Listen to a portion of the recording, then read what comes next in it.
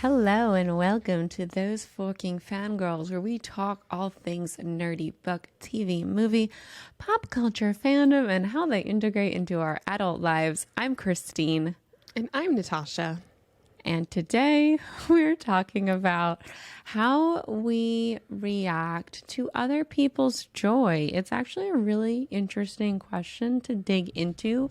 I saw this on one of the women I follow's Instagram. Her name is Kelty Knight. She's a host on E! News or entertainment. She does a lot of hosting stuff. She does a lot of cool stuff in the entertainment world. And she posted this reel being like, hey, it's a really healthy thing to do is like sit down and ask yourself, how do you react to other people's joy? Like, do you feel genuine happiness, or does it like spur you into like a competitive mindset? Does it like, do you instantly feel jealousy? Does it inspire you? Does it motivate you? There's a lot of different avenues that you can take. And, our goal is to like just feel joy for that person, and asking yourself when those things happen, why you're feeling that way can really help you get to a point where you can just be happy. So we're going to dig into that today, and I think that's going to be a really interesting discussion. But first, we're going to roll into Snap Crackle Pop Culture News, because boy, do we have a lot of shit to talk about today. I know I added this big thing at the end here. Yeah. You want to start us off with that since I just talked a bunch? Sure. Okay. So Christine, by the way, had a whole weekend at a bachelorette, so she's talking a little lower than expected. So blew my voice give a little her bit. Grace today. Okay, Gosh, you can already tell. Yeah, it's low. Oh, shit. No, you're fine. It's loud enough, but I Like can the tell tone you're is trying low. to pull back. Yeah. Okay, so Disney just announced a big delay for all their blockbusters coming out. So basically everything is being pushed back a year. And this comes amongst obviously the writer's strike and the switch from Bob Chapek to Bob Iger. And I know Bob Iger is wanting less content and more better content, I think, because he thought like there was way too much, and now they're trying to pull back and wrangle the budgets. So Avatar, so not like we didn't know this, but Avatar got pushed back. So we have Avatar 3 coming December 2025. It was going to come out 2024. Avatar 4 is coming out 2029. Wait, isn't Avatar though like already shot? Apparently That's so they lied. weird. And then Avatar 5 is coming out 2031. Ew. I know. I don't even want to think about it. Oh my God, that's so far in the future. I will be closer to 40. I will be 40. Okay. Gross. Next. All right. The two Avengers movies, Avengers King Dynasty and Avengers Secret Wars, all got moved. So King Dynasty is coming out 2026 and Secret Wars is 2027. Fantastic Four, which honestly I had no idea that that was actually happening, is coming out May 2025. Thunderbolts, which I think there's so many. There is, but there isn't. So Thunderbolts is coming out, which is like, do you know about this movie? I have no idea what the fuck Thunderbolts is. So Thunderbolts is like cartoon with the a dog. team about the team of like misfits. So we have like Yelena, we have like the other Captain America that got kicked out of the Captain versus or Falcon versus Winter Soldier. And anyways, it doesn't look very appealing to me. I'm only going to like watch it for Yelena, honestly. And I think Bucky's in it as well. That got moved to December 2024. Captain America Brave New World with Sam as Captain America is moved to August 26, 2024. I think that was going to be the next like big Marvel movie coming out, because the last Marvel movie we have is the Marvels coming out this year in May. Or wait, no, it's June, in July. Whenever that's coming out. I don't know. There's so many I can't keep up at all. Deadpool is Deadpool considered got a moved Disney up. movie? Deadpool is now a Disney movie. So Deadpool 3 got moved up to May 3rd, 2024. Huh. So that's just next Interesting. year. That's the only one I'm looking forward to. Me too. Wolverine's going to be in it. And also Ryan Reynolds. Yes. My And also my favorite. is Deadpool going to be PG-13? I don't Probably think not. so. I feel like we already know it's rated R. Yeah.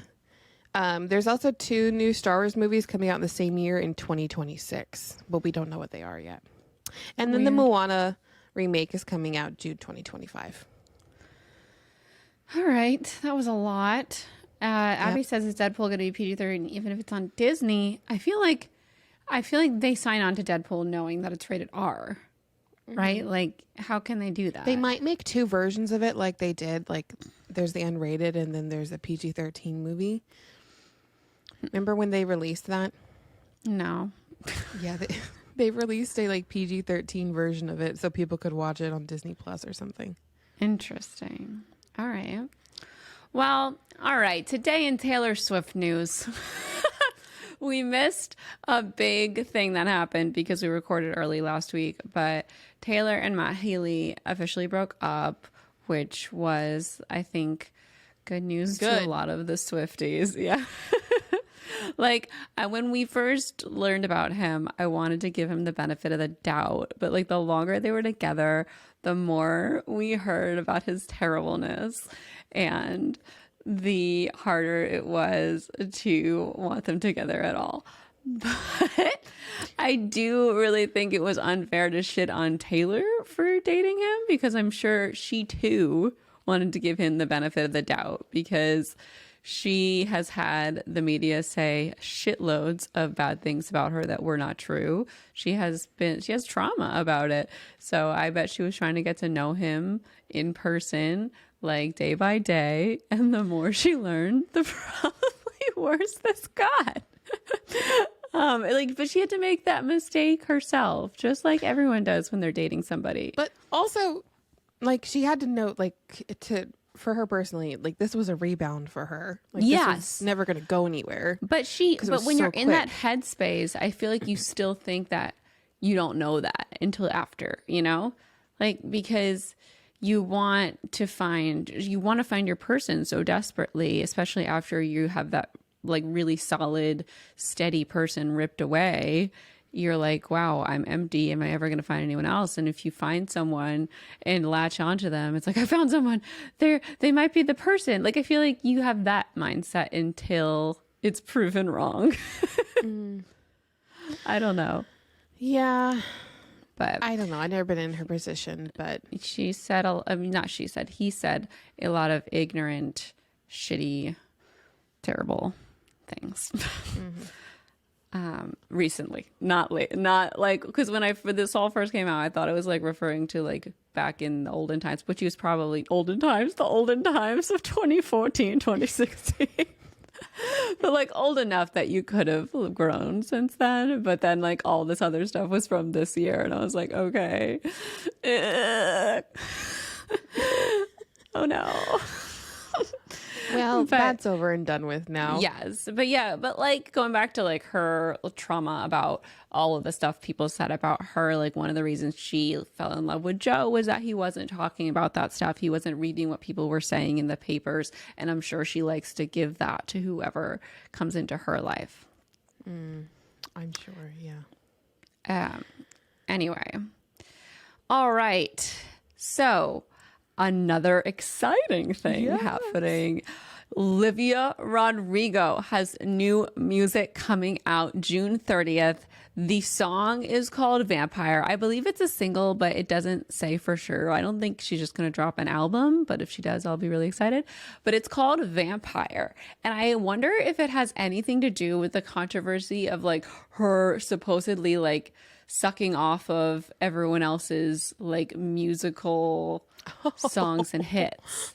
That was my first thought. I'd be like, that's really clever if she has an angle on the album about being seen as someone who works off of everyone else's success and that's why she's successful, which is not true at all. That's like what art is. It builds off of whatever inspires you and you make your own thing out of it. But that's like the perception that everyone think of that. I just saw Vampire. Did you see that the video? Well, Twilight reposted it on their Instagram, but it was like her producer trying to say the words and it wasn't matching up.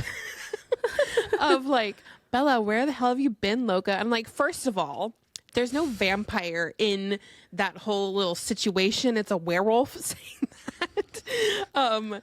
But the video that I think like her producer and herself made was very funny. It just was like she like made this old man say these words and it was hilarious. Wait, is her producer an old man? I thought she was like dating her producer. Okay, I don't know who it was. I'm just making a guess. I'm very excited for Vampire. I'm excited for anything Olivia Rodrigo puts out. I'm pumped. And like, I feel like there was a big rumor even last year that she was going to do like an album called Sweet after Sour. And I was like, just give us anything. Something. Like the 7 songs do not sustain me. I need more. Was it 8 songs? Maybe I don't know, maybe it was 7. But I love the first album. It was so good. Mm-hmm. All right. Moving on into what right now. What are you reading right now, Natasha? Okay, I started Twisted Love by Anna Huang, and I saw this book when we went to London and I was like immediately intrigued. It reminded me of the Paper Princess series that I read, and I'm having a hard time getting into it. I'm just reading it with my eyes because I finished the football book. And then I wanted to read like another romance book. And this one's like I don't know if I've moved on from this trope, but it's very alpha hole. Like Wouldn't Pick at Me. That's the book I read last.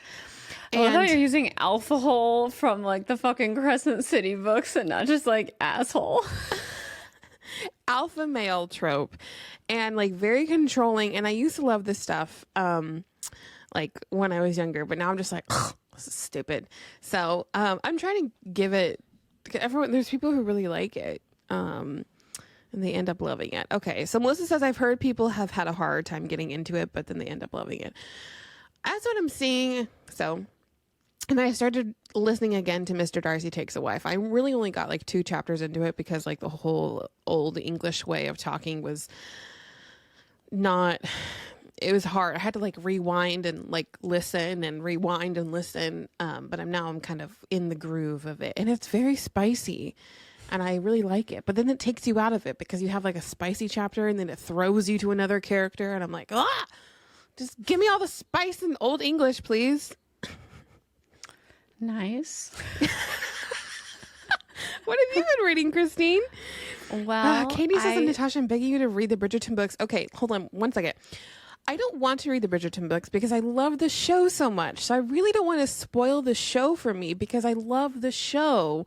Like, right, Christine? There's like sometimes where you have to decide like if you want to read the books. Do show or books. Yeah. And I just hold the show in such high regard. I know the books are good, but I also know that there's like a lot of other books in that genre that I could also be reading. Yeah, this is how I was about Game of Thrones. Like, I love the first season, and I tried to read the book, and I was like, I don't want to know. I want to watch it because it's done so well that I want to see it happen with the show. So I can totally understand that. I was going on these super fucking early flights. So my flight to Miami was a 6:30 a.m. flight out of LAX. And I had a 7 a.m. flight out of Miami. And that was after a night at the fucking club. So I literally rolled out of that club, got home, packed my shit, took an hour nap, and then left for the airport. So I knew I wasn't going to be reading with my eyeballs. Like, I would just like fall directly asleep.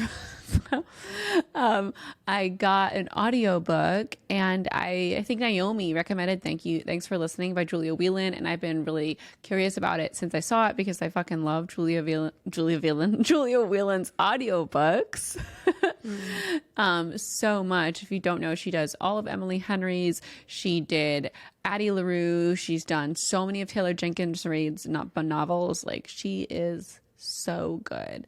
Her man voice is unparalleled in sexiness. Like, and I love that she tackles that. So Thanks for Listening is about an actress who ended up being an audiobook narrator. Like, she wanted to be an actress, but then she started narrating audiobooks because of something that's happened in her life, and she's so good at it. And she's really well known now. And in the beginning, she's talking to like a waiter at a conference where she's going to be doing a panel. And he's like, no way, you do audiobooks? Name one that I would have heard. And she names one. And he's like, oh my God, that was amazing. Who did the guy voice in that one with you? And she's like, it was me. And he's like, no, the guy voice. And she's like, yeah, that was me. And he's like, no, there's a guy on the audio. No. It was me. And then she talks in the guy voice, and he's like, whoa, how did you do that? But it is amazing to watch these women who do the audiobooks do the man voice, because they're so good at it, and they can slip into it so easily. And it's not like hokey if it's a good one. It's just like good. It's just like you slip into the character. And so I'm really excited to read more of that, because I only got a few chapters in before I fell asleep. Oh no. Yeah, my biggest ick is when a male narrator does a woman's voice. I don't think I've really ever up high. You know, the funniest is Jim Dale doing Hermione Granger. Yes. I was just thinking that. I can't even pull it up in my head right now, but it's fucking ridiculous. Like, it's laughable, but you just get used to it. But yeah, like, Julia Whelan's man voice is sexy as hell. Like, she'll narrate a shirt. I love Brittany Presley's as well. That's why I wanted her to do my audiobooks. It was all about the man voice when I was listening to those auditions. I mean, it was about how they delivered the comedy as well. But if they got to the man voice and I didn't believe it, or if it sounded douchey, I was like, all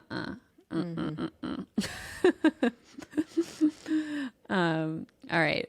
TV shows. What did you watch this week? We both watched Never Have I Ever. Oh my gosh. Final season. The final season of Never Have I Ever. Another show that's ending. I know. Every good show that we love is like coming to a close this year. Never Have I Ever is a Mindy Kaling show about a young girl in high school, and it follows her basically from freshman year to her senior year. And it's a rom-com, and it's a coming of age story, and it's everything I love in those books. In those tropes. So many good tropes. So many good romance tropes, and also like a really strong family storyline that's very moving. Mm-hmm. I love that show. It's so good. It's on Netflix if you haven't watched it. It's an amazing, like, heartwarming binge watch. Mm-hmm. Yeah, Abby says her and her mom really get me. It's so good. Yeah, I love them. Yes, I fucking love them too. I was just in tears watching their last episode. It was so good. I watched the first 3 episodes of The Crowded Room with... Wait, this is a show? And Tom Holland. Yeah. Wait, I thought that was a movie. It's on Apple. It's on Apple TV. And another Apple show with like amazing expensive talent too.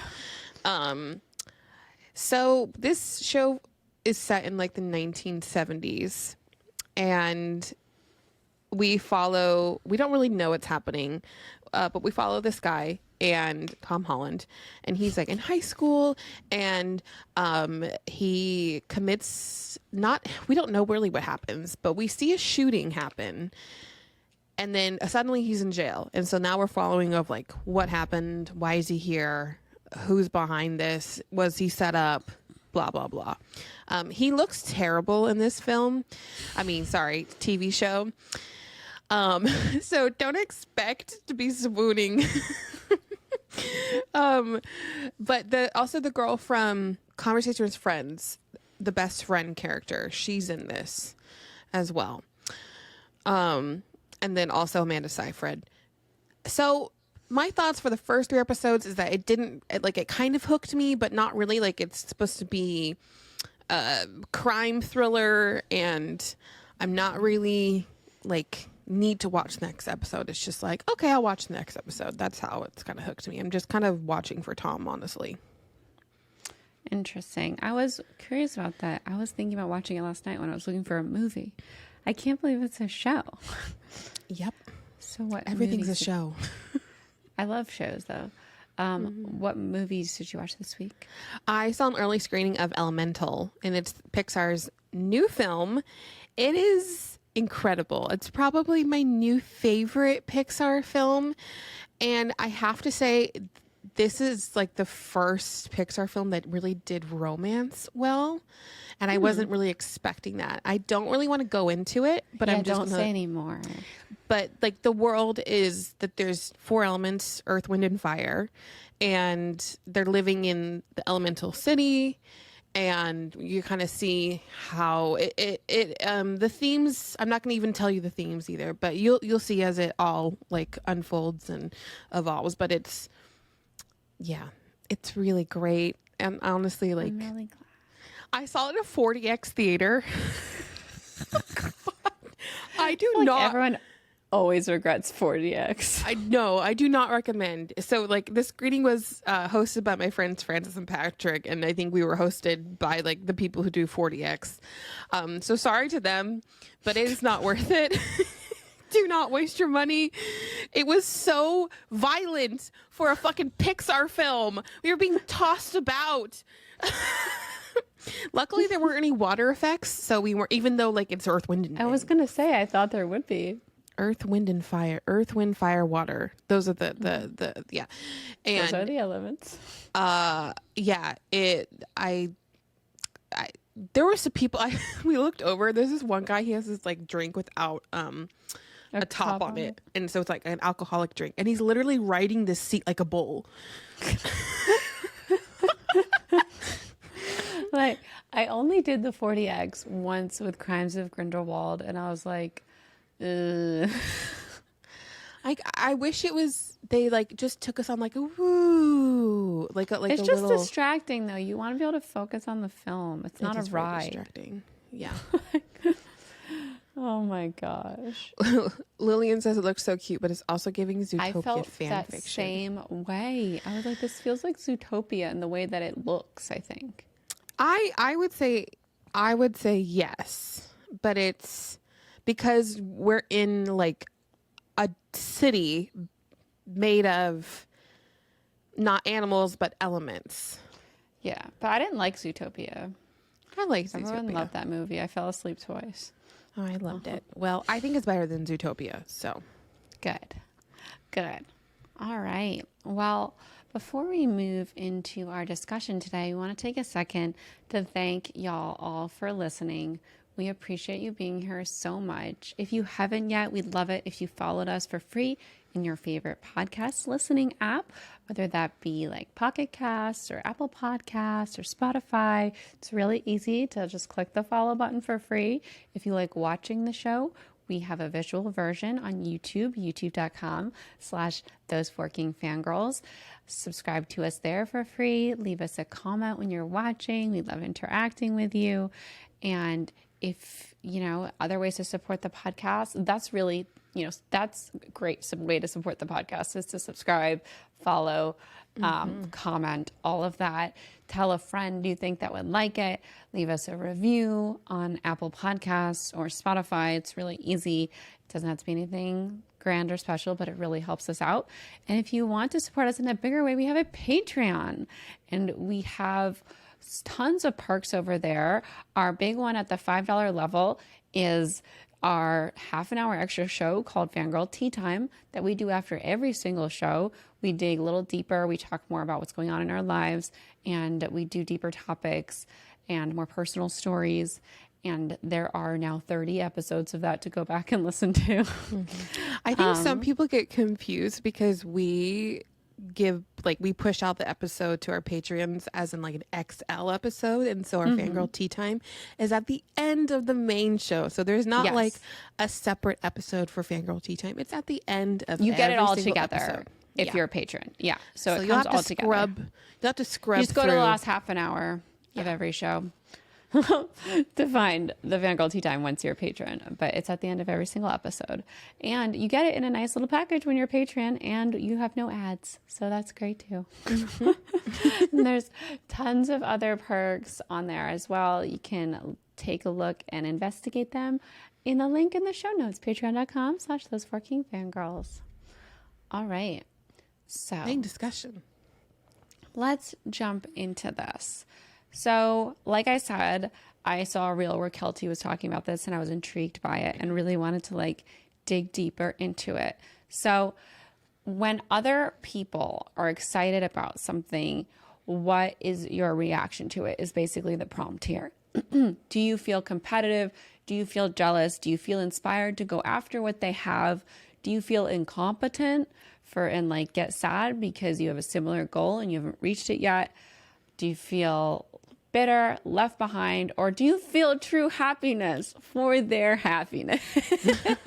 I think that's the goal, right? That's the goal. That's the goal. So like, it's completely natural for any of these other things to, I mean, I feel like it's also really nice to be inspired by what they're doing too.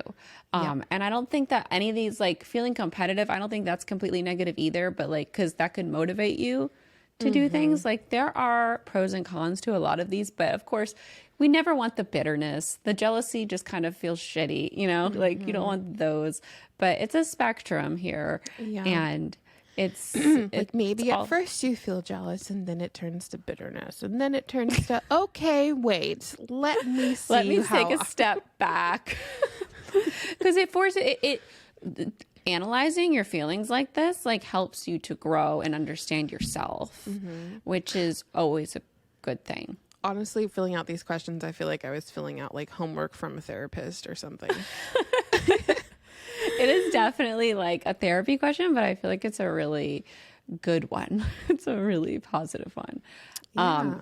And like analyzing why we feel a certain way really like brings us back, I feel like, to our childhoods, because it took me a really long time to come to terms with the fact that like when people had reactions that were like mean to something that I was excited about, that it wasn't about me, and it wasn't like a strike towards like, oh, you're terrible. It was more about something in their life. And once you learn that and accept that, it's still like at first I feel like hard when someone reacts poorly to something that's exciting for you.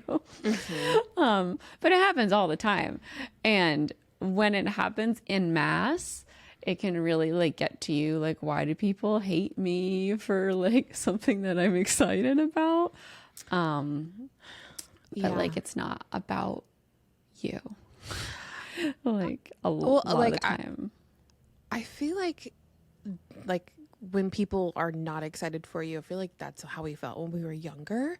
Yes. Right? Like we kind of had to hold it all in if something like really amazing happened, because us as youths didn't really know how to, like, we weren't developed enough with that. We didn't know how to cope with it, because I mean, even if you had siblings, there's always jealousy in someone getting something more than you, it's interesting because I feel like joy is such a trigger word for being so faith-based, because it's always like, in church, you're trained to be like, my joy comes from Christ. That's so funny because there's no joy in Catholicism. We never talk about joy ever. Really? It's guilt. Like, I mean, there's lots of guilt in Christianity. there's literally, we never talk about happiness. Ever. Ever. It's never mentioned. It's never a concern. Like when I was reading your answers to this question, I was like, really? Joy? Yeah. Because it's like, it's so ingrained in me. Katie says if you're feeling joy, you're doing something wrong.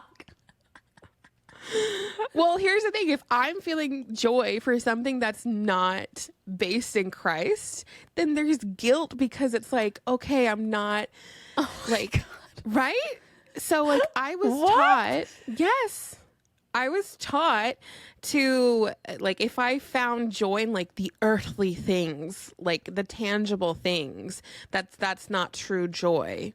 So like a good pair of socks brings you joy, but you're like, you're not allowed. No. Yes. Well, and it's ridiculous, right? And so they teach you that when you're really, really young. And especially I took this all very seriously in high school. Yet I am having so much joy reading Twilight and going to these events. Oh, no. So I know. And I'm like, oh, well, I trying to explain this to my grandparents back then, they just did not get it. They're like, vampires, like, blah, blah, blah. Yes, Katie, Christianity can be so silly. That was just like when I was trying to explain to Harry Potter, everyone was just like, that's not real though, you know that. And it's like, what does that have to do with anything? It's obviously a fantasy novel. Yes. So, but I do remember like the first like very vivid time where I felt jealousy towards people, and it wasn't in things because I trained myself to be like, okay, well, if she gets, I don't know, this like new dress, like I don't need to be jealous about that. Like whatever, that's fine. Like let her have her exciting fun thing. But it was like because my home life was so toxic, and I would see all my friends with their, you know, seemingly happy families, and nothing really too big was rocking the boat. And then they would come complain at me and be like, well, my mom did this. And I'm like, well, my mom's sitting over here drunk, like not being able to take us to school. And so I would feel so jealous of other people's joyful home lives. And that's how I think that kind of erupted in me. Yeah, definitely in high school. That's how it manifested. Yeah. Mm-hmm. I didn't know about other people's home lives. I feel like I just assumed everyone had a similar home life for a really long time. Like I didn't really think about it like that. I feel like in middle school, I wouldn't really call it, I guess it was like a little bit of jealousy when I wanted, like everyone had like designer stuff and I was like, oh, I want a Coach bag so bad. Or was that just me just really wanting to fit in? I don't know. It doesn't really, that doesn't really strike home with me. I feel like maybe I was jealous when people like met Robert Pattinson. Okay, that's funny because Melissa just brought up that during the Twilight days, like it was really hard not to be jealous, and I totally feel that. Yeah, but I didn't really know anyone that met them. Like it would be like a random, like, oh, I'm so jealous. Like, this random person. Oh, you know what? Okay. When I was listening to like podcasts, because I was listening to like all the Twilight podcasts, and they would be like on the set of the Twilight movies. Oh, I'd be so jealous. I'd be like, oh my God. That's funny because of that, like because of my jealousy for all these opportunities that just fans got because of Twilight, like that's what pushed, I think, both of us to be like, well, I want to be in this world. This looks so fun. Like I love this stuff so much. Like, oh, I'm jealous, but also like, how do I make this happen? Inspired. Yeah, motivated. So that's like the other side of the coin, because sometimes that can manifest into something really positive and push you to go after your goals. It's only when it like starts to affect your mental health and make you, I think when it turns to bitterness is when it can get really ugly.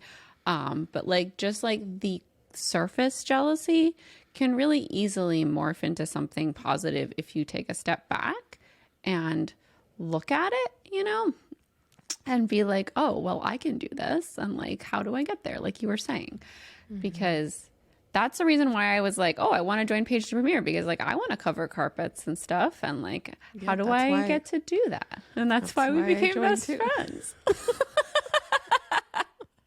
Abby, I want to say something really brave right now. I got upset when you all met Catherine Hardwick, but then I was happy for you. Thanks, Abby. I want it to be me. Oh, yeah. Yeah.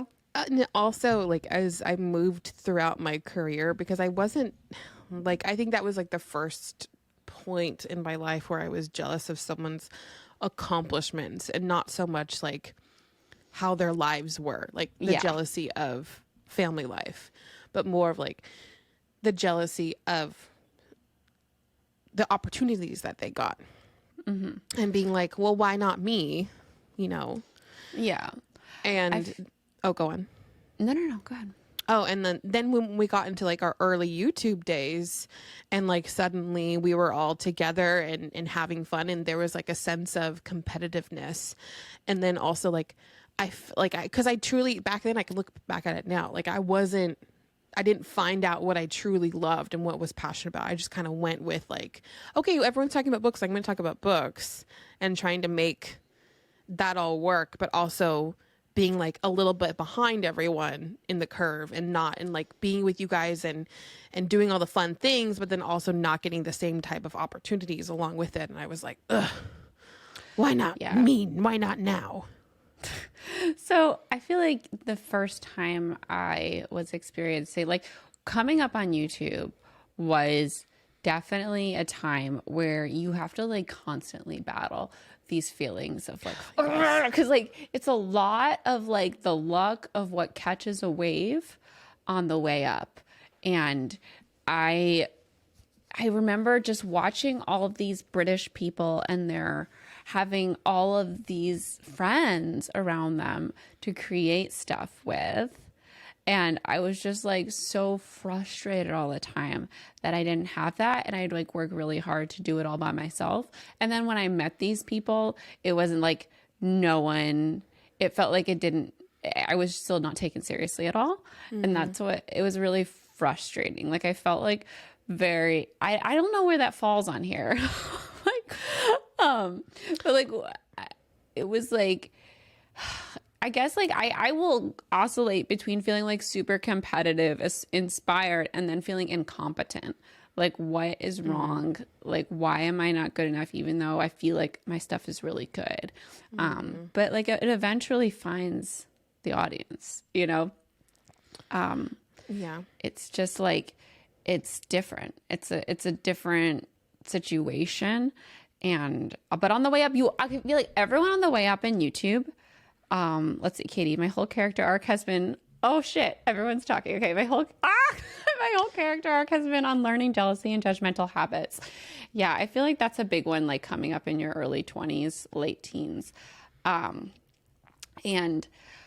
Where was I going with this? Oh, I feel like everyone, when they're coming up on YouTube, has one person making really similar content, and maybe your subscriber count is really similar, and you look at them as like your little nemesis. Yeah.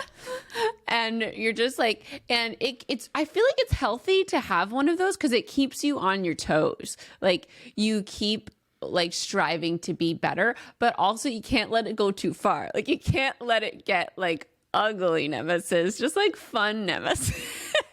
And those people can change too, because maybe you go ahead of them, and then there's someone else that comes right up, and you're like, yep. Yeah, it changes as you go along. But like one of the beautiful things about like when I met all the booktube people, because I am so competitive, and I think like the generation before us kind of like instilled this framework where like when someone's really good at something, they're like, well, you can be better. You know, like that sort of thing. Which generation? like our parents' Oh, our generation. parents, yeah. Like, I feel like it was like, well, you can do better than them. Like, you can be better. Like, or you're better. And so you just have to work harder and you can like beat them. That sort of a thing. I feel like was like all around us. Like this competitiveness, especially between women, like that's changing. Yeah. But like there was this competitive air amongst women. Like there can only be so many women like you have to work harder. You could be better. Like as a society. And I'm really glad that has changed because it's completely not true. And it pits us against each other for the male agenda. I also like, I had such a hard time with this back in my early 20s because I would compare. And now, honestly, I live by like comparison is the thief of joy. And I see like, sometimes my friends will talk about, they'll be like, well, why does this person have this? And I'm like, stop comparing yourself. Like your lives are different, you know, like it's Yeah, when everything's different. everything is different. And it's You'll have when your time. it's when you can't sit back and look at like, because that's what I had to do when I was younger, because I was in such a state of suffering that I had to sit back and find where my joy was. And it was honestly like, I don't know how I got through it. It was because of church and because of Twilight and because of reading. And because of that state that I was constantly in, it's like now I'm just so grateful and joyful for like everything that I've been able to have. But even back then, it's just like a numbers game, you know, when as content creators, we are just constantly comparing and seeing what other people are getting and being like, well, why can't I have that? And it's like, Defining you kind of yourself figure by out the numbers. system a little bit. Well, defining yourself by number is so unhealthy, and that's what it Yes. trains you to do. And you're not a number. But I just remembered where I was going with my train of thought there with like the booktube thing, like with the beauty of like when I met the booktube community, it was like I was already at the top of it. So I didn't feel any pressure to like be competitive. I was just, Meanwhile, like, I'm over be here. myself. Like but like because I was at the top of booktube for a really long time, and when I like, you know, was changing jobs and like I could see that like I couldn't maintain that because it's impossible to do like 50 jobs at the top of your game there. It was really hard for me to let go of it because I just felt like, what are people gonna think that like she sucks and she's a loser and she's a failure? Like that's all like, and I went through such like an anxiety arc being like, everyone's gonna look at me like I failed. And I think like, so I wanted to talk about Enneagrams in this episode because I feel like it really relates to like, how we see ourselves in these situations. But like, I'm an Enneagram 3 and like the biggest fear is like being seen as a failure. Like I know, I was reading your stuff. I'm like, wow, this is Christine. it is like when Maureen told me I was a 3 and she like let me read it, I was like, holy fuck. Like, I am such a 3 wing 4. But yeah, that it took me a long time to like kind of make peace with that. Like, you're not failing, you're moving on to different things and trying to like accomplish your goals. Like, you can't just keep doing the same thing forever. It's not going to make you, and that also like starts to not make you happy. Like, you want to grow and evolve. Yeah. That's like, I think I was so unhappy with where I was at, like with my YouTube channel. Like it wasn't working for me. And I had to figure something else to like, to get me to like maybe the next phase of life, because I was just kind of holding on and being like, I don't know why this isn't working for me, but it's not. And so like, I had to take myself out of that mindset of constantly comparing myself to others.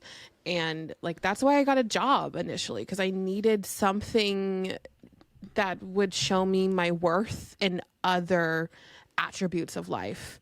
And to see myself in that setting, And it's really what like pushed me and propelled me to be like, okay, well, I have different accomplishments in other ways. And like, I'm so happy I made that decision for my life. Because I think just in like early YouTube days, I was just comparing and being like, why am I not hitting these goals that I want to? But yeah, it's hard. It's hard. Like, because we are basically like, again, I feel like ingrained to compare ourselves, because that's how the business end of it looks at you. Like you're not worth anything. Nicole says it's also interesting how what you're jealous about can change so much depending on your circumstances. When I was young, I had a good friend group, but no romantic life. And I was so jealous of girls with boyfriends. Now I have a fiance, but I've moved to a new area without knowing anyone here. So I get jealous of people who easily make friends. Little me would be so jealous of current me, but I'm jealous of little me. Aww. I feel like it's especially hard though when the comparison is imposed from the outside. Like if your parents compare you with your siblings, or for you two, I'm sure being in the public eye, people make comments comparing you to others all the time. Yeah. I feel like that's just also like in school you're compared too. It's everywhere. And it's really hard. Like that breeds jealousy. Yeah, and it's just what us humans do. I think Alex feels more of this because I was always the golden child. Sorry, Alex. So I never felt that comparison because I was always the one people compared to. Okay. Someone once said your first reaction is what you've been conditioned to believe, and your second reaction is what you actually believe. And that comforts me when I initially want to be jealous, but then remind myself to be happy for others and focus on my own timeline, which is a really great point.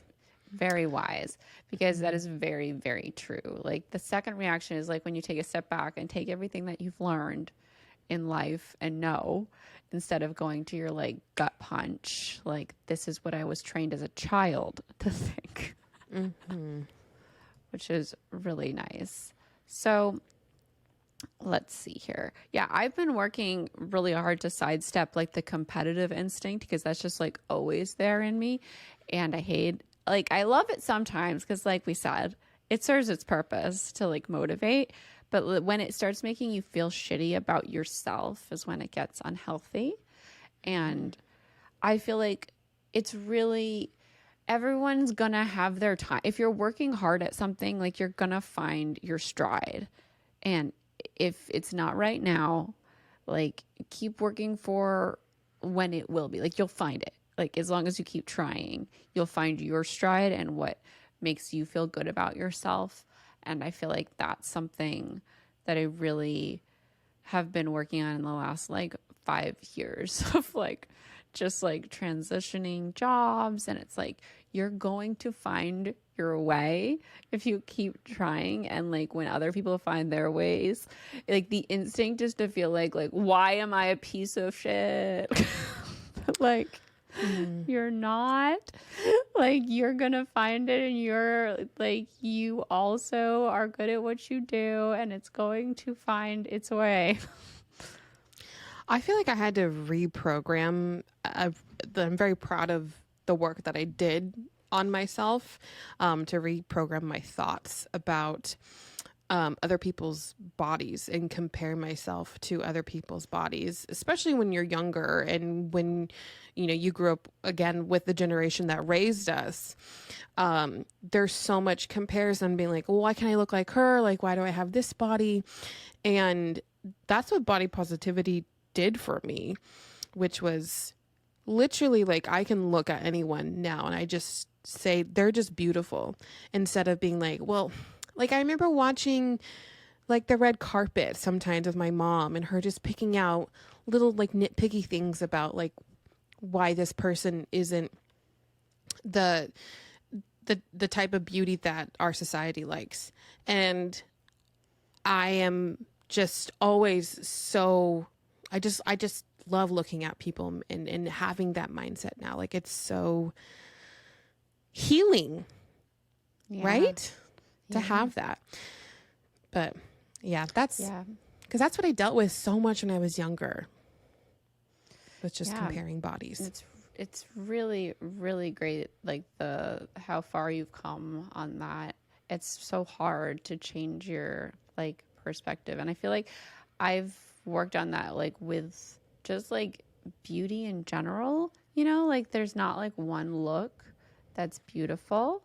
It's just like everyone is beautiful in their own way. Like if you just open your mind to like not having this constricted view of what's pretty. And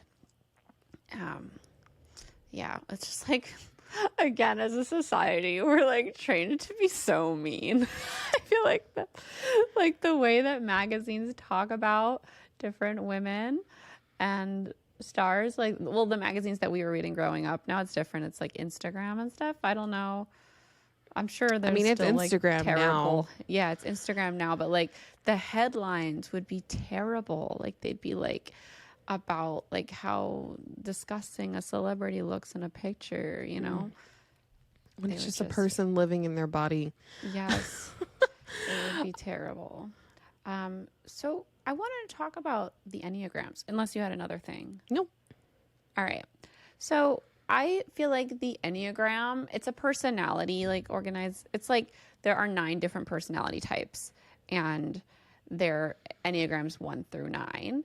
And they're just so fucking accurate in so many different ways. I found like the deeper I've fallen into this spiral of Enneagram information.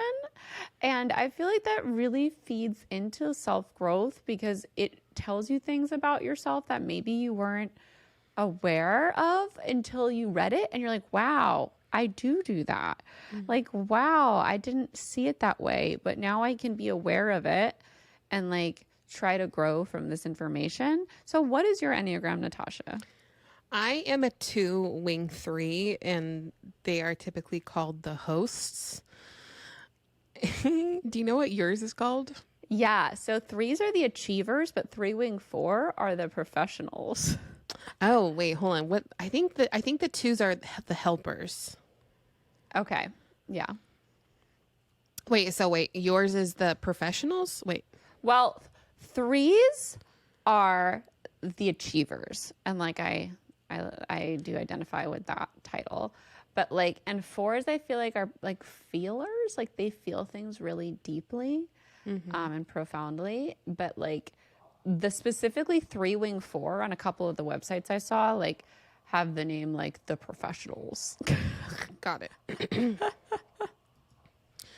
So yeah, the hosts tend to be ambitious, altruistic, and sociable in their behavior. They love building connections with others and helping to make a difference in the world. Enneagram 2, wing 3, fear being unwanted or worthless. They usually avoid this by building personal connections with others and working hard to meet the needs of the community. That's my career. Their most basic desire is to be loved and accepted. They may express this by being extremely attentive and attached to other people.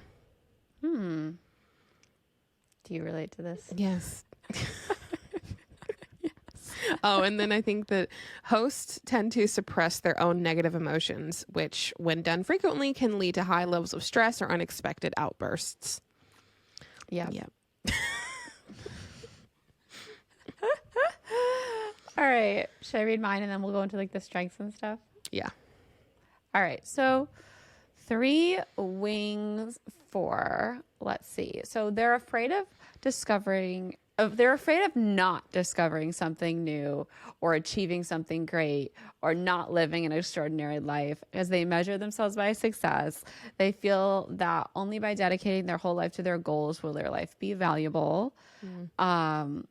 For a 3 wing 4, it feels like an obligation to do that. So like obviously everyone wants success, but like it feels like they have to do it or else they're like nothing. And they identify with this permanent pursuit and wouldn't know who they were if they remained still. Their deepest fear is not being worthy of love and feeling useless and not accepted.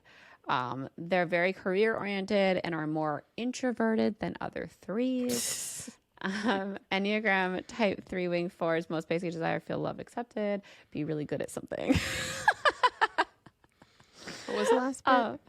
It's there. This is from another site. I looked at a couple different definitions, but like this one said that Enneagram type 3 wing 4's most basic desire is to feel loved, accepted, and to be really good at something and reach the top. Oh my gosh. Yeah. So let's see. Yeah, they're hardworking, focus on their goals, thrive when they accomplish tasks. Satisfaction of finally getting what took them so much effort and time is priceless, and their self-esteem shines brighter when that happens and they feel more confident to overcome new challenges. And I definitely feel like that. Like when I hit some sort of goal, I feel like, okay, I can do this other goal, but like I don't know if I can do it if I don't hit the other one, you know, like it all kind of builds on each other. But like they have a hard time accepting failure as it makes their self-reliance crumble, and frustration becomes hard to deal with and disconnects them from others, which makes things worse. So that's the basic 3. Katie's like, BRB, gonna see what I am so I can relate to this conversation. I feel like the Enneagrams got really popular A few years ago, and honestly, it's funny in the Christian community because it was like the first like personality test that wasn't, you know, affected by the stars or science, which I think is very funny to me. Yeah, I mean, well, this is just like what it is. It's not like the star made you this way. It's like, okay, there's 9 different types of people. Which type are you? With the different, you know, wings and stuff. Yeah, with the different wings, like it can really nail you. So like, okay, what are the strengths of being a 2? And like, do you find that it relates to like how you like move through life? I pulled strengths from 2 wing 3. But yes, so optimistic worldview and upbeat attitude. Do you agree with that? Yes, I do. Building deep personal connections. Yes, So definitely. I have so many friends. Being adaptable in stressful situations. That's a 3 thing too. Yeah. Communicating clearly and effectively. Sometimes I can shy away from that. That I think when you're shying away from it is like you under stress, where like 2s like hide their negative emotions. Oh, true. Yeah. And then passion for serving others, which Definitely. yes, that's my entire life. And honestly, and I think it's why like I never really talk about this very publicly, but like being a talent manager is honestly perfect for me because I am able to help people, and it's honestly so much hand holding than it is like professional, like trying to get the gig and things like that. But it's like I have such a passion for helping people, and that's like why I wanted to be a youth group leader and why I just kind of transitioned into being like a talent manager, just so like people who are new to this, who are like kind of flailing about, like I had to help a lot of people this year because they're like, I think I've hit a plateau. I'm like, it's okay. This happens all the time. Like you're going to get through it and you're going to find something new that you want to do. And, so it's important to have that person to walk you through those plateau times because you can really spiral out. Yes. Should I do my strengths or should we do? Yeah. Do your strengths. Okay. So that just reminded me though of like the adaptability thing for 3s. It was really interesting. I was reading on these sites, like 3 wing 4 is more like self-aware of their feelings and stuff and like really wants to be genuine. And when they're like adapting to a certain thing, but they feel like they're not like genuinely being themselves and being honest, it makes them like spiral. And I feel that way so hard in social media when I'm like trying to do a trend because like you need your fucking socials to do well, but like it's not something you would normally do. Like I feel so like disgusted with myself about it. Oh my gosh. Like ugh, I'm just doing this to go with the trends. And like, it's not something that like really feels like me. And I hate it. But anyway, okay. So the strengths here are diligence to achieve goals, ability to find areas for individual growth, hardworking and industrious, ability to easily connect with and charm others. But okay, so Natasha, did those, I guess like mine were really like, I didn't take any really interesting. Ability to find areas for individual growth, hardworking, and I mean, all of this is just you. Yeah. It's The also ability like, to easily connect and charm others. I feel like you do that on YouTube. That's why you've been so successful. thank you. Yeah, I feel like I can do it in real life. It's just like when I let the introvert Go. win. Yeah. I go and hide. All right. So what about, let's talk about the weaknesses here. So tendency to be overly competitive or obsessive is on your weaknesses. This competitive, we're just going to delete that because I'm not. Tendency to be obsessive. Oh, yes. Oh, yes. Mm-hmm. That is me. That is why I get obsessed with Twilight. And I mean, also I get obsessed with people too. Like, Yeah. that's how I make my friends is I see someone, I'm like, ooh, I like you. And I'm like, let's be friends now. I feel like it's really interesting when you first take this test and you relate to all the positive things and then you see the negatives and you're like, no. Yeah. Like, I'm not like that. No. I feel like when I tell people in my real life to take this test and they get sorted and they read the negatives and they're immediately like, I don't like this. And it's that like gut instinct to not confront the negative aspects of maybe like, or like the things you have to work on and you don't want to confront them because a lot of people aren't super self-aware of that. And then becoming aware of it is really hard at first because you have to like accept that you're not perfect and no one is. Nobody's perfect. Okay. Next one is not acknowledging their own needs. Yeah. Yes, that's so real. Yeah. So taking criticism personally. Yeah. I don't know. Yeah, okay. And then criticizing themselves and others when under pressure. Yes, I just went through that. Yeah, it's hard to like train yourself not to take criticism personally. I feel like I've gotten really good at like regulating myself on that front because of like I love getting notes because I think this goes back to like I don't know, like the honesty thing. I fucking hate smoke being blown up my ass. Like I don't want to hear like just empty praise. And that's such a thing in LA. Like everyone loves to just be like, oh, it's great, it's great, it's great. And then like behind your back be like, this is wrong with this. And I'm like, just fucking tell me because I want to learn. Like I want to get better. And if you don't tell me what you need to be better in this draft of this, like I can't fix it. I can't grow. I can't get better. I can't achieve my goals. Like just fucking tell me because I can take it. I'll retreat for like 24 hours to think about it, but I'm not gonna like be like, oh, you hate me or I'm a horrible person. Like I don't take it like that. I take it like, okay, I need to fix this. How do I fix it? How do I fix it? How do I fix it? And it ultimately like makes it better in the long run, and I'm really grateful for it always. Yeah, I'm not like that. Yeah, if I get criticized like too much, then I just like cry. And that's the Pisces in me. Yeah, and I'm not talking about like criticism like meanness. I'm talking like constructive.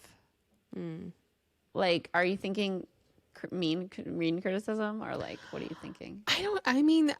Here's the thing. I don't get criticized a lot. The people who criticize me would be my brother, and then I have to like sit there and think about it. I also think I'm always right. So, yeah, it takes a lot for me to be like, okay, fine.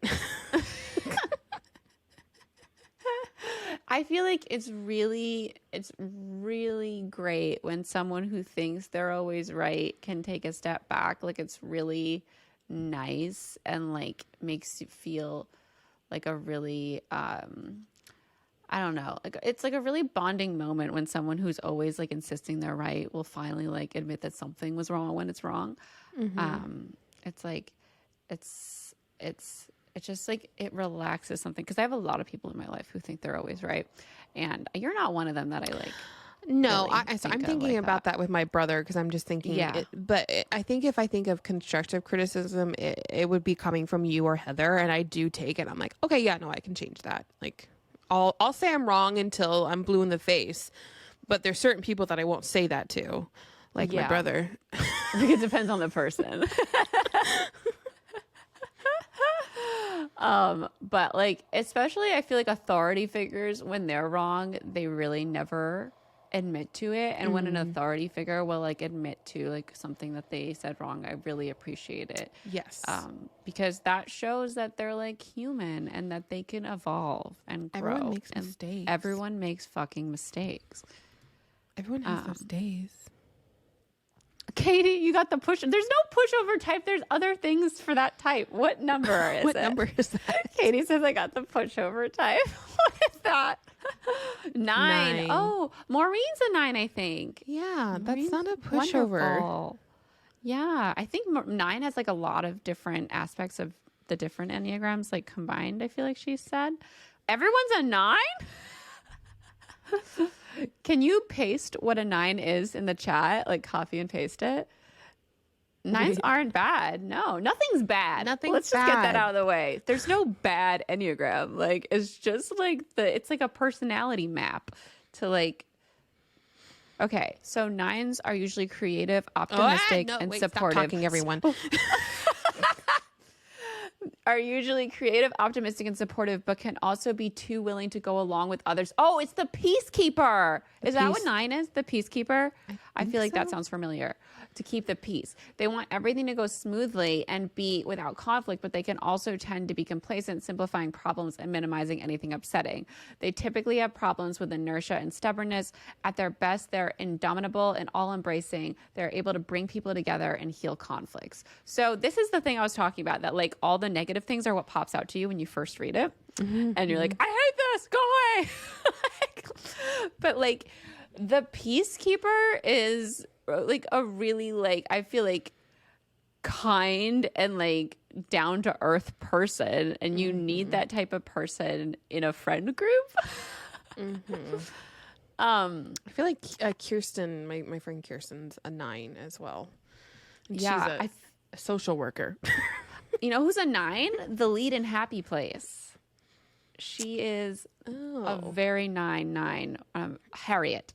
And like she's I'm cackling at I'm cackling at the fact that I heard 9s are Hobbit type people who love comfort, and I was like, yep, that's me. You know what's really fun? Once you find your Enneagram type, to like follow one of these like Enneagram meme Instagram accounts. They're so fun, and they're like right on the money a lot of the time with their like Enneagram memes. Yeah, 9s want peace, comfort, and harmony, which that's like the core desire, right? All right, let's see. Did we do all your weaknesses, Natasha? Okay. Mine are obsessive about professional success. True story. Overly competitive at times, unnecessarily so. True story. Oh my. Seek praise from others too aggressively. I don't know about that. That sounds more like me. I don't know about that. Yeah, I'm really like scared about that. I like hide. I want it genuine when it's praise. Tendency to be too introverted and focused on self-image, which is true story. So this is a 3 thing I've read in other 3 places, but like you can get really caught up in like what people are gonna think of you based on like something that you put out, like how they're going to look at it and what it's going to make them think. And you try to like see everything you do from like every possible perspective. And I definitely get caught in these spirals where like if someone says they watched my video that like isn't like a typical person, like someone in my life, I'll go watch it as them to like think what they thought when they watched it. Like I literally do that anytime someone like who I'm like, oh no, they watched it, what did they think? I'm like, okay, I'm gonna go watch it as them.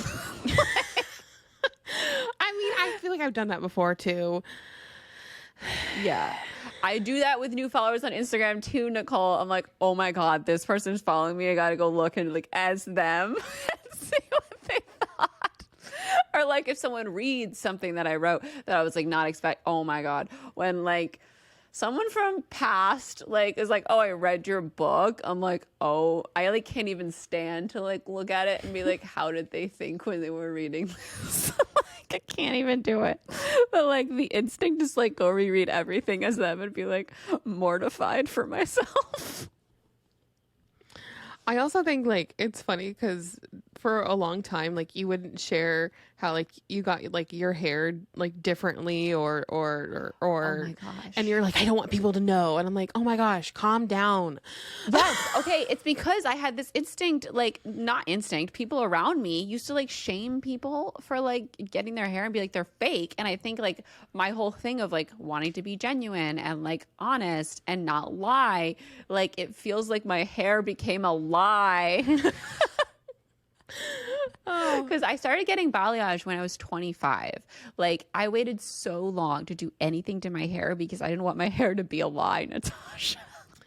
So ridiculous. It's so stupid. What a ridiculous way to think. Well, yes, it's actually how I thought. I was like, you're dumb. Stop.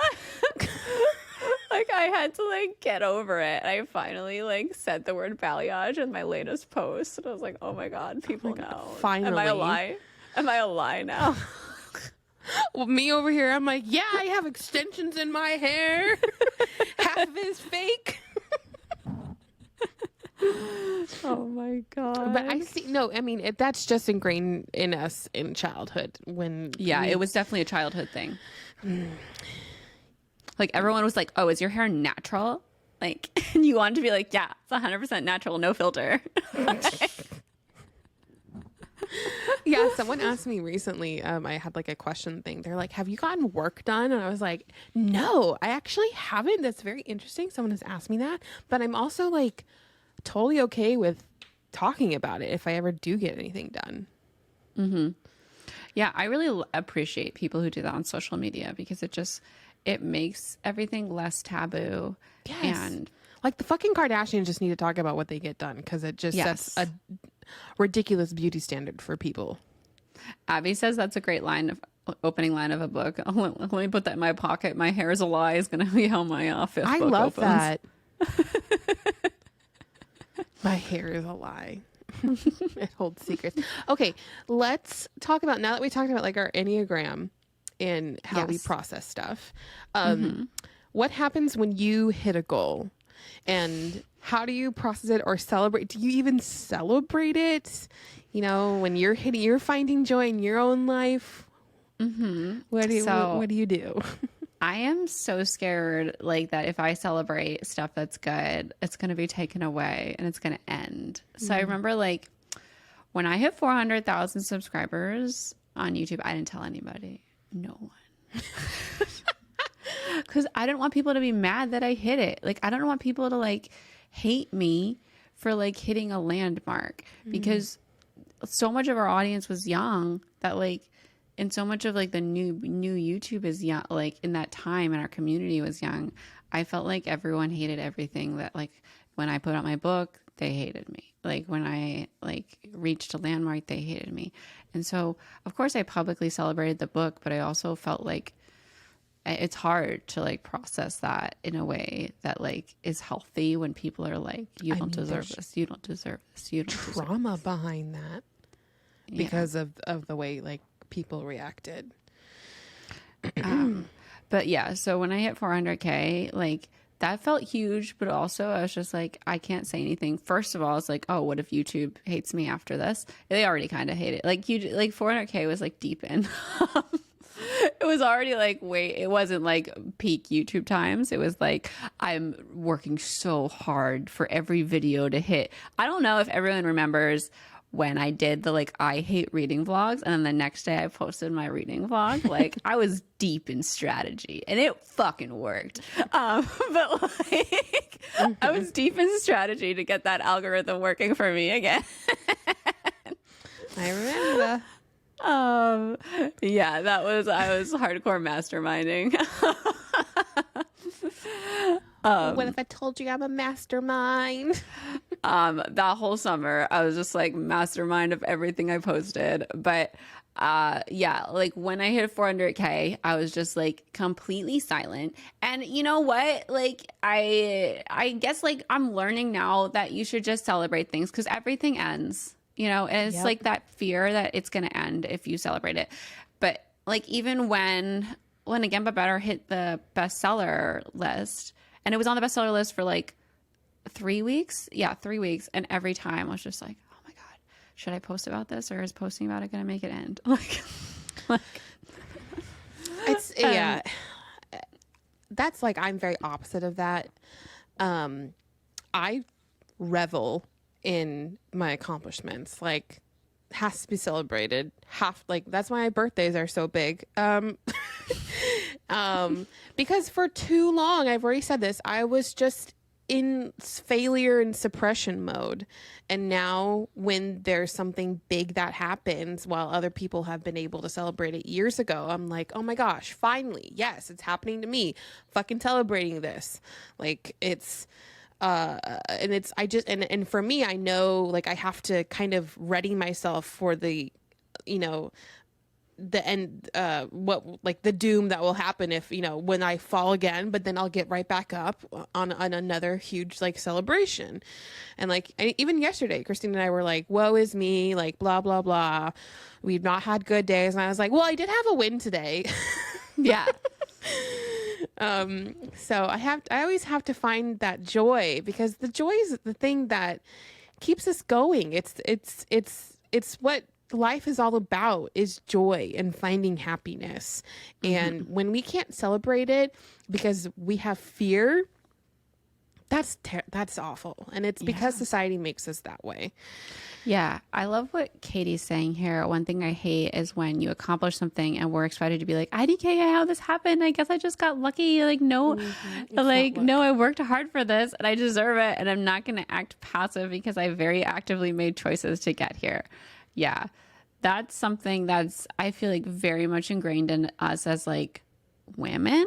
Like everything, you have to be super, super humble. And like, whereas like, obviously I don't want to be like super arrogant. There's like a line in the middle. It's like very hard to walk it because of how we are supposed to act. Like, it's like, oh, I just stumbled here. Yeah.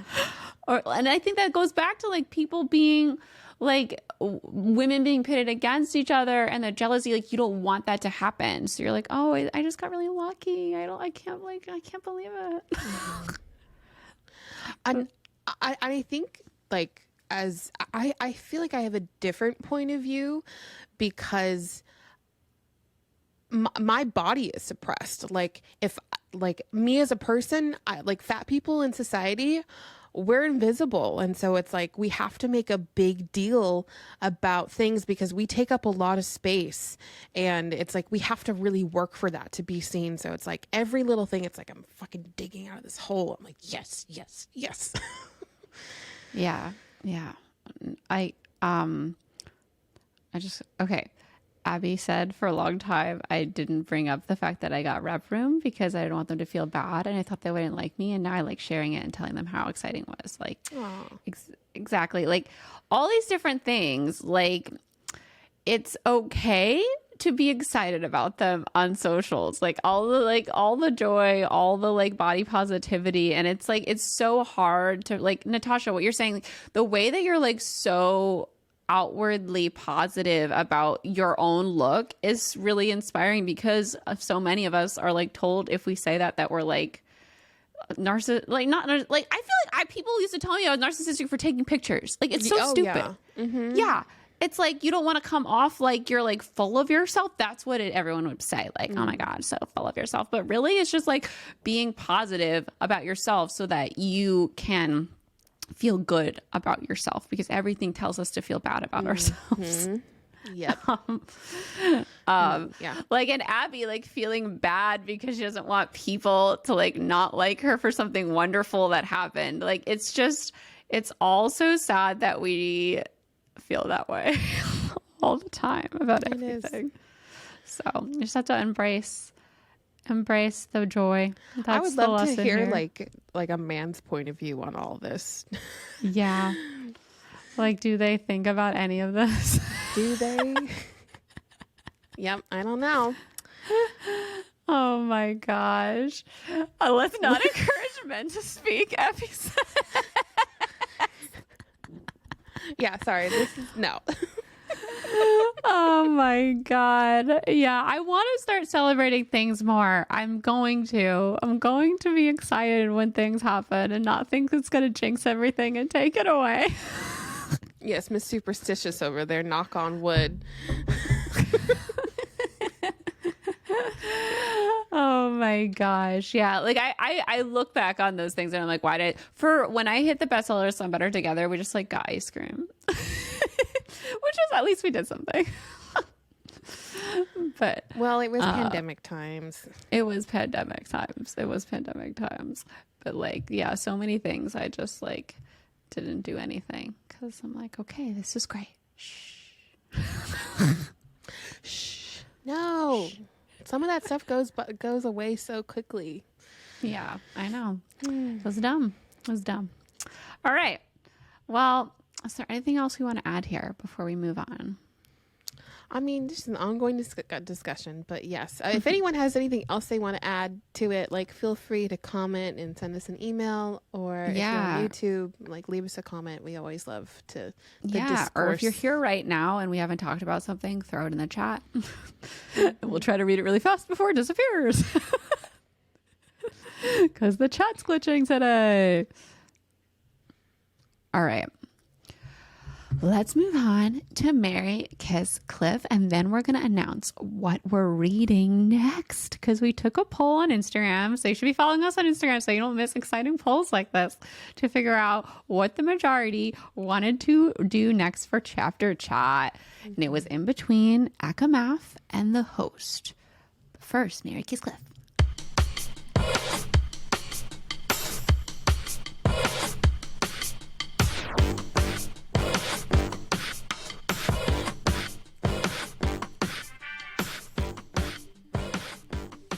Christine, you did Marry, Kiss, Cliff. I did. did. You pick? Today we've got Kristen Stewart, Jennifer Lawrence, and Shailene Woodley, the YA queens of our time. Wow. Okay. Wow. Okay. Well, Jennifer Lawrence, I'm marrying because I love that woman. Me too. Kristen Stewart is just hot, so I'm gonna kiss her. And sorry, Shailene, I'm gonna push you off a cliff. Katie said it's not looking good for Shailene. I was always like meh about her. She's great actress. You know what? I think maybe I'll kiss Shailene and maybe I'll cliff Kristen. What? Sorry, Kristen. Sorry. I think Shailene's pretty hot too. She is. Like, I haven't seen her in a while. Like, where's she been? I don't know. Taking a break. She had like a movie on Netflix. Yeah. Recently? No, like last year or something. All right. I think Nicole says I think Shailene does good activism work. Yeah, she does. She does a lot for the environment with like, I remember she was doing stuff for like oil in Alaska. Oh. You know, she's also like a naturalist, so she makes her own deodorant. So I wouldn't want to marry her. What I forgot to talk about, I wanted to ask, like, when was it the last, like, is there a time that you remember feeling genuine joy for someone's joy that really stands out to you? Because I feel like it happens more and more now that I'm older. I can't really talk about this one though, and it has to do with you. Oh, It was one of Christine's many accomplishments where I got a phone call and she told me something really exciting happened, and I just started crying because I was so happy for her. oh, was it the one with? Yes. Okay, Grace, what about you? Did you ever feel genuine happiness for someone? Rachel? Yeah. So recently, I just feel like, and it's so nice when like you're so excited about other people's thing, and like I feel like you've had so many like when you like had Lilac and like you signed like Tessa, I just like was so excited for you. Like it was when you just even made Lilac, like thought it was the coolest thing. And when I'm like crying. That's when you know it's true. And like my friend Katie, she just graduated law school and she got like the most amazing job.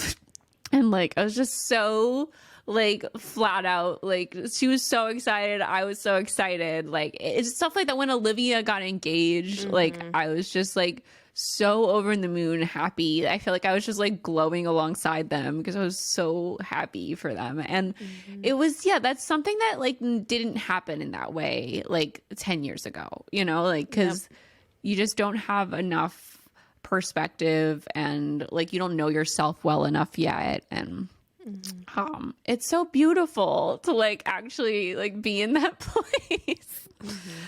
But yeah, so that's goals for everything. Every time someone accomplishes anything. Yes. I feel like it's still working on it when it's like something that you also want to accomplish so badly sometimes. Like there's that first wave of like like I feel like it kind of chokes you and it's like you're not there yet. Yeah. It's like you may never get there. I like all my friends getting married and having babies and buying houses. Like that stuff doesn't even affect me because it's like I'm on my own trajectory, and I can be so happy and joyful for them within that moment. But it's like the other stuff. I'm like, why not me?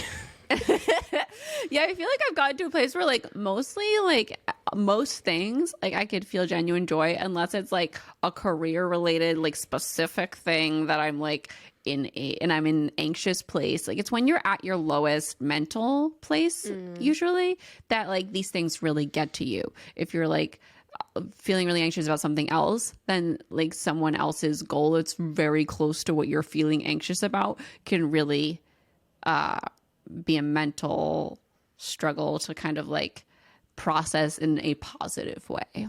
Yeah. All right. Yes. Okay. Yeah. What are we reading? What are we reading? Oh my gosh. I don't even know. I know because I just tallied up all of the votes. It was a close race, y'all. Drum roll. Oh, I have a drum roll sound effect, but I don't have it in here. I'm just going to use my doo-doo-doo-doo. I gotta get the drum roll in here. Nicole, why am I not on top of that? All right. So we came out to 40 votes for the host, but 49 votes for Akamath in our comments. So thank you everyone who voted. And if you want to be involved in future votes, follow us on Instagram. So we're going to be reading A Court of Mist and Fury. Oh my gosh. Which one would you have voted for? Because we didn't put our votes in. Well, I don't know. I'm torn. Like I want to read those, but I really want to read Akamath, and I know I'm not going to reread it if we don't reread it together. True. So I'm kind of I would be happy. pleased. What? I said I'm a little happy because I would just want to jump into Akamath. I know. Wait, what are we missing in the chat? Damn it. Everyone's talking. Oh, Enneagram results. What? Okay. So I'm really excited to reread Akamath, but I really do want to reread the host too. So hopefully we can do both. And everyone that voted for the host, like I feel like we still want to read it. So it's still on our list to reread. Hopefully we will do the host next because I don't think we need to reread A Court of Wings and Ruin. Unless we don't. Okay, cool. Yeah, no, I'm good. I don't need to reread that. Even though I don't remember most of that book. Ostasia is, I know I'm pronouncing your name wrong. How do we pronounce your name? Because I've wanted to say things that you've said. She and I goes don't by want to say Anne, it says. Oh, it's Anne? Okay. Okay. You said she said I want to read the host, but I heard the series isn't complete. The thing is, the host has an end. Like, it doesn't feel like it needs more, especially if you don't think of it as being part of a trilogy. It's only because she said she's writing 3 that we were like, oh, there's going to be more. Yeah, but it has a nice ending where you feel it has a very nice satisfied. ending. It's a satisfying ending. It's a beautiful novel.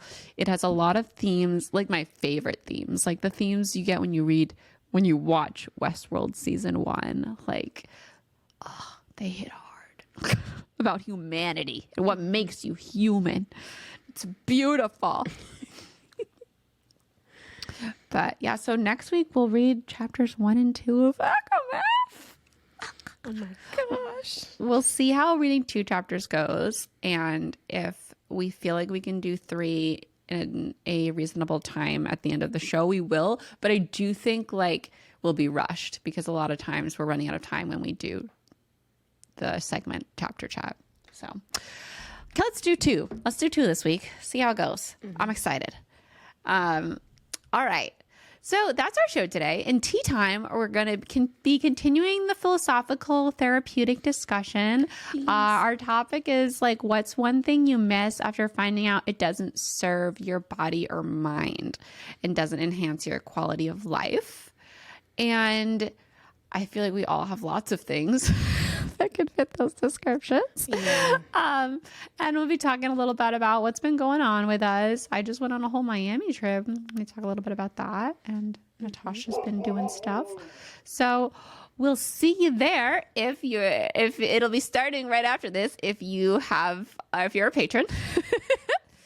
Oh my God, Abby, you are such a type 7. Yes. Okay. Everyone in the chat saying their Enneagram tests. Everyone out there, let us know in the comments in Instagram what type you are, what type And you give got. us a little bio so that we know. Yeah, I love getting to know y'all. So we get to know everyone in the chat really nicely by like talking during the show. And if you're not in the chat, like give us a little bio of you and your Enneagram in the comment section today. That would be beautiful. Ooh, Alita got 2. And if I'm saying your name wrong ever, please correct me. I like notes. All right. That's our show today. Our show is edited by Alex Polis and Jake Needham. The music is by Cole Jenkins with vocals by Heather Traska. My name's Christine. And I'm Natasha. And we post new episodes every Friday. We will see you next week. Thank you so much for listening. All our socials and links to everything we discussed are in the show notes. Thanks, y'all. We'll see you next week. Bye. Bye.